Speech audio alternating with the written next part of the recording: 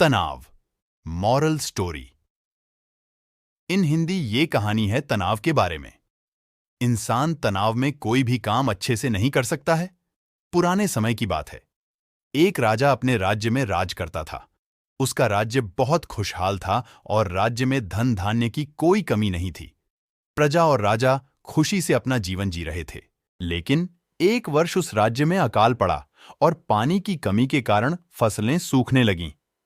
ऐसी अकाल की स्थिति में किसान राजा को लगान नहीं दे पाए और इस वजह से राजस्व में कमी आ गई और धीरे धीरे राजकोष खाली होने लगा। ये सब होने से राजा का तनाव अब बहुत बढ़ गया था। वो हर वक्त सिर्फ यही सोचता कि राज्य का खर्च कैसे चलेगा।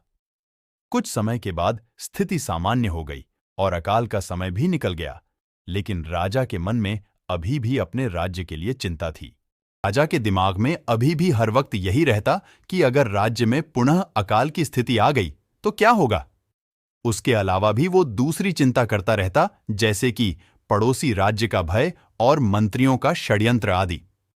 वो इन सब चिंता के कारण रात को अच्छे से सो भी नहीं पाता था और उसकी भूख प्यास भी इस तनाव ने छीन ली थी।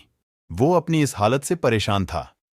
राजा जब भी अपने राजमहल के माली को देखता तो आश्चर्य में पड़ जाता, क्योंकि दिन भर मेहनत करने के बाद वह रूखी सूखी रोटी भी मजे से खाता और पेड़ के नीचे आराम से सोता था। राजा को कई बार उस माली से जलन भी होती थी। एक दिन राजा के दरबार में एक महात्मा आए। राजा ने अपनी समस्या उस महात्मा को बताई और उनसे ये भी कहा कि आप मुझे इस समस्या को दूर करने का कोई उपाय बताइए। महात्मा ने राजा की समस्या को पहले अच्छे से समझ लिया और बाद में राजा से कहा कि तुम्हारी चिंता की जड़ है तुम्हारा राजपाट। तुम अपना राजपाट पुत्र को दे दो और इस समस्या से मुक्त हो जाओ। राजा ने कहा, लेकिन मेरा पुत्र तो सिर्फ 7 साल का है, वो कैसे राजपाट संभालेगा।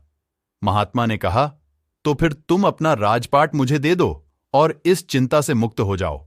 राजा अपना राजपाट उस महात्मा को देने के लिए तैयार हो गया और उसने अपना राजपाट महात्मा को सौंप दिया। इसके बाद उस महात्मा ने राजा से पूछा कि अब तुम क्या करोगे। राजा ने कहा, मैं कोई बिजनेस कर लूंगा। महात्मा ने कहा, लेकिन तुम बिजनेस के लिए पैसों की व्यवस्था कैसे करोगे। अब तो सारा राजपाट मेरा है और इसलिए राजकोष के धन पर भी सिर्फ मेरा ही हक है।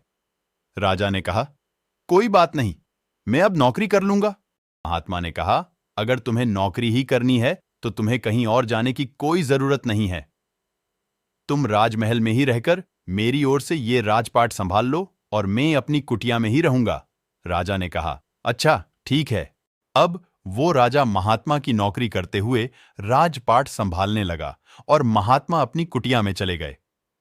कुछ दिन बाद वो महात्मा फिर से राजमहल में आए और उन्होंने राजा से पूछा कि बताओ, अब तुम्हें भूख लगती है या नहीं, तुम्हारी नींद का क्या हाल है। राजा ने कहा, अब तो मैं हर रोज अच्छे से खाता हूं और मुझे हर रोज अच्छी नींद भी आ जाती है।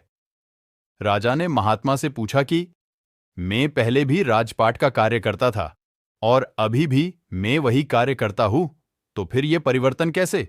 महात्मा ने मुस्कुराते हुए जवाब दिया कि पहले तुमने अपने कार्य को बोझ बना लिया था और तुम हर वक्त उस बोझ को अपने दिमाग में लेकर तनाव के साथ घूमते थे, लेकिन राजपाट मुझे सौंपने से तुम अपना सारा कार्य अपना कर्तव्य समझकर करते हो और इसलिए ही तुम अब तनाव मुक्त हो गए हो।